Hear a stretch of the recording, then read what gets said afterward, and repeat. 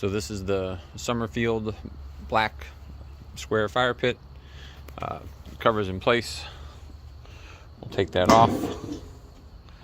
There's the burner and the lava rocks that come with the fire pit. Propane tank goes in the side here, little door, and the controls for the burner are underneath the one side here. There's a flame control knob and the igniter. We hit the igniter, you can hear it clicking. We're gonna turn the gas control knob here. There's no gas. You can hear that it's not flowing. So we're gonna push the button, and now you can hear gas start to flow.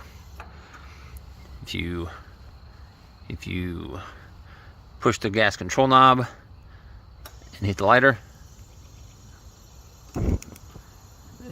then the burner starts.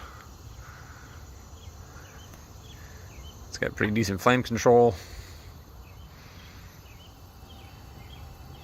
Gives a nice full max flame, puts off a little bit of heat. Put it down to low, he gives it just a little bit of flame there.